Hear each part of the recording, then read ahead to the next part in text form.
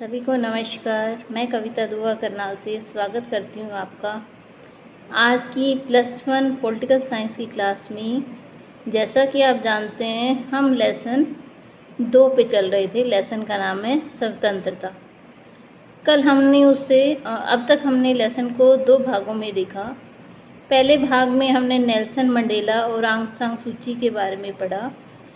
दूसरे भाग में हमने स्वतंत्रता का अर्थ, स्वतंत्रता के रूप, प्रतिबंध और हानि सिद्धांत को पढ़ा।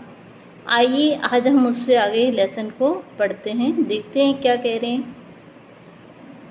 शुरू करते हैं अपना आज का लेसन, स्वतंत्रता भाग 3।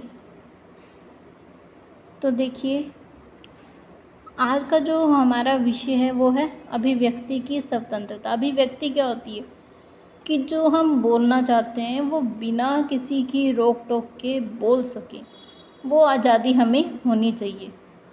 हम अपने लिए कोई भी पुस्तक, कोई नाटक लिखना चाहें, कोई फिल्म बनाना चाहें, कोई शोध पत्रिका लिखना चाहें तो लिख सकें, लेकिन उस पर कोई प्रतिबंध ना लगा सके।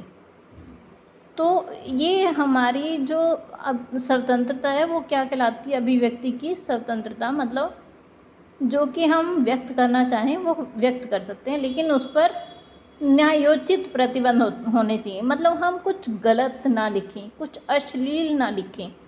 इस तरह के प्रतिबंध अगर लगाना चाहें तो लग सकते हैं, लेकिन मैं किसी के अधिकारों का हनन करूं ऐसा कुछ भी ना लिखूं।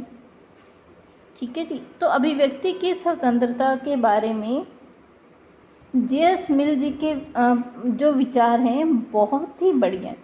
तो देखते हैं उन्होंने क्या लिखा है। 19वीं शताब्दी के ब्रिटेन के एक राजनीतिक विचारक जॉन स्टुअर्ट मिल ने अभिव्यक्ति, विचार और वाद विवाद की स्वतंत्रता का भावपूर्ण पक्ष लिया। उन्होंने कहा कि ये स्वतंत्रता होनी चाहिए। उन्होंने अपनी पुस्तक ऑन लिबर्टी में इसके लिए 4 कारण पेश किए कि हमें क्यों ये स्वतंत्रता चाहिए। तो देखिए, सबसे पहला जो उन्होंने कहा, पहला कारण ये कि कोई भी विचार पूरी तरह से गलत नहीं होता। जो हमें गलत लगता है उसमें सच्चाई छिपी होती है। अगर हम गलत विचार को प्रतिबंध कर देंगे तो उसमें छुपी हुई सच्चाई के अंश को भी खो देंगे।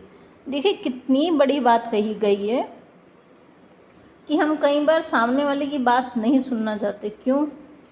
क्योंकि उसमें कोई ना कोई ऐसी सच्चाई छुपी हो जो हमें अच्छी ना लगती हो, तो हम इसीलिए प्रतिबंध लगाना चाहते हो।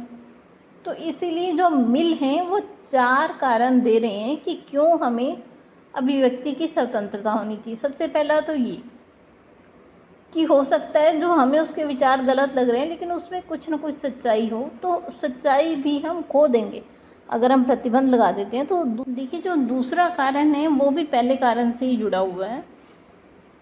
जो सत्य है वो स्वयं उत्पन्न नहीं होता। सत्य विरोधी विचारों के टकराव से ही पैदा होता है। जो विचार आज गलत प्रतीत होते हैं वह सही तरह से विचारों के उदय में बहुमूल्य हो सकते हैं। मान लीजिए 2 पार्टियां आपस में इस बात पे लड़ रही हैं। एक कहती है परमाणु शस्त्र बनाएं, दूसरा कहते हैं नहीं बनाएं। तो हो सकता है किसी एक के विचार ऐसे हों जो हमारे लिए आने वाले समय में सही साबित हों। वो कैसे? अगर मान लीजिए युद्ध हो जाता है तो जो हम शस्त्र बना रहे हैं वो हमारे काम आएंगे। तो इसीलिए जो वो कह रहा है कि अगर विचारों का टकराव नहीं होगा तो सत्य उत्पन्न नहीं होगा, बाहर नहीं आ सकेगा। तीसरा तर्क वो देते हैं, विचारों का यह संघर्ष केवल अतीत में ही मूल्यवान नहीं था, बल्कि हर समय इसका महत्व है। सत्य के बारे में यह खतरा हमेशा होता है कि वह एक विचारहीन रूढ़ उक्ति में बदल जाए। जब हम इसे विरोधी विचार के सामने रखते हैं तब इस विचार का विश्वसनीय होना सिद्ध होता है।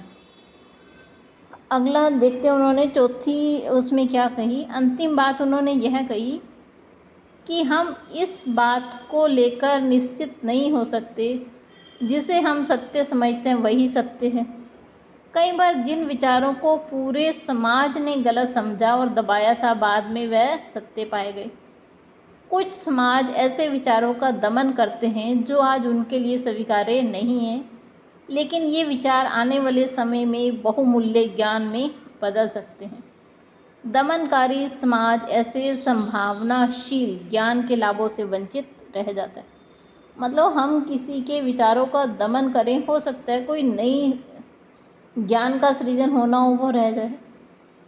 तो ये उनके मिल के विचार थे कि हमें अभिव्यक्ति की स्वतंत्रता क्यों होनी चाहिए, क्योंकि अभिव्यक्ति की स्वतंत्रता होगी तभी हमें अपनी कमियां और जो सत्य छिपा हुआ है कहीं पे वो उभर कर बाहर आएगा। तो चलिए आगे देखते हैं। इससे आगे मैं आपको कुछ पिक्चर्स दिखाऊंगी और एक आपसे फिर वीडियो पे और एक चर्चा करूंगी आपसे। तो चलिए देखते हैं कुछ पिक्चर्स को हम अपनी। चलिए पहले आप इन पिक्चर्स को देखिए, फिर हम इसके बारे में डिस्कस करेंगे। अभी ये पहली पिक्चर है द रामायण अनटोल्ड, ये ऑब्रे मेनन द्वारा लिखी गई है। ये दूसरी है द स्टैनिक वर्सेस, ये सलमान रशदी द्वारा लिखी गई है। The last temptation of Christ, ये मूवी है। मी नाथूराम गोडसे बोलते, ये भी एक मूवी है। तो आइए अब हम इसके बारे में डिस्कस करेंगे। देखिए, अभिव्यक्ति की स्वतंत्रता बहुत ही महत्वपूर्ण है, लेकिन फिर भी कई बार लोगों के विरोध होने की वजह से हमारी ये स्वतंत्रता छीन ली जाती है। मैं आपको ऐसी ही कुछ पिक्चरों के, कुछ सीरीज़ के नाम बताना चाहूँगी कि जिस पर प्रतिबंध लगा दिया गया लोगों के विरोध के बाद। देखिए, दीपा मेहता एक काशी की विधवाओं के ऊपर एक पिक्चर बनाना चाहती थी, लेकिन उनका ज़बरदस्त विरोध हुआ तो उन्हें वहाँ पर वो पिक्चर की शूटिंग करने नहीं दी गई। दूसरा, एक दो और हैं ऐसे उदाहरण जो हम देखते हैं। ऑब्रे मेनन, उन्होंने रामायण रिटोल्ड बनाई थी जो कि लोगों के विरोध के कारण प्रदर्शित नहीं की गई। ऐसे ही सलमान रुश्दी ने द सैटानिक वर्सेस बनाई जो कि विरोध के कारण नहीं चल पाई, सरकार को इसे प्रतिबंध लगाना पड़ा। ऐसे ही मी नाथूराम बोलते एक नाटक आया था। आपको नाथूराम जी याद हैं जिन्होंने महात्मा गांधी जी पर गोलियां चलाई थी, उन्हीं के ऊपर ये नाटक बनाया गया था। तो जनता के विरोध को देखते हुए सरकार ने इन पे प्रतिबंध लगा दिया गया। तो क्या ये अभिव्यक्ति की स्वतंत्रता का हनन नहीं है? आप बताइए, कमेंट बॉक्स में लिखिए इसे। क्या ये अभिव्यक्ति की स्वतंत्रता का हनन है या नहीं? आप कमेंट बॉक्स में मुझे लिख के बताइए।